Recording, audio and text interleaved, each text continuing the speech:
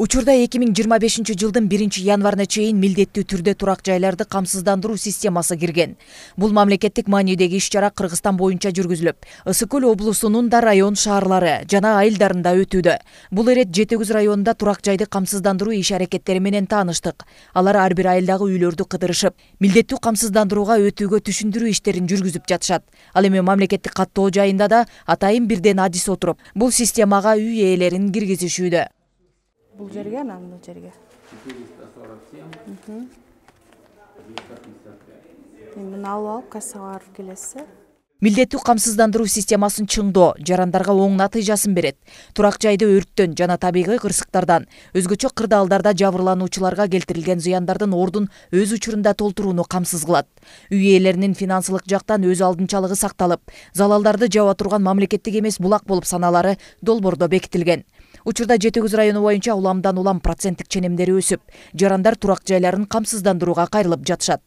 Мен бул үйдү быйыл ошо жакында эле камсыздандырдым. Бул үйдү мен жылыга камсыздандыртатам. Үйүмдү дагы эмне дейм.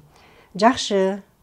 Мен ошо ар бир семьяны, ар бир үй бүлөнү камсыздандырганга үгүттөйм. Эми үчүн дегенде бул камсыздандыруу эң жакшы. Жылыга биздин семьябыз тиги камсыздандыртабыз. Ошол жакшылык. Башка эмне дейм, силерге ден соолук болсун, ишиңерде ийгилик болсун. Камсыздандыруу бөлүмүнүн берген маалыматтарына караганда, кыймылсыз мүлктү сатуу же сатып алуу акыркы 5 жылда 2 эселеп өскөн. Эгерде жарандар өз убагында, өз ыктыярлары менен турак жайларын камсыздандырышпаса, анда керектүү маалыматтарды жана үйлөрүн сатууга же сатып алууга жол берилбесин эскертип айтышты. Камсыздандырбаса, жанагыдай справка берилбейт, тиги мисалы үчүн үйүн оформить сата турган болсо, же оформить эте турган болсо, камсыздалмай оформить этилбейт. Азыр ошондой күчтөп атайын кадастрга бир специалистти отургуздук. Ал постоянно отуруп атат. Ошондо келгендин баарын сразу камсыздап, анан документин берип, анан үйүн оформить этип атышат да.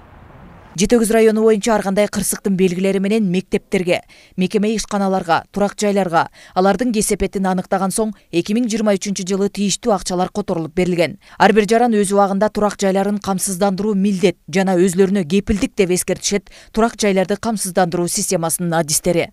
Нуржан Дөөткулова, Илич Касейинов, Мадина Абакирова, Ысык Көл жаңылыктары үчүн Жети Күз районунан.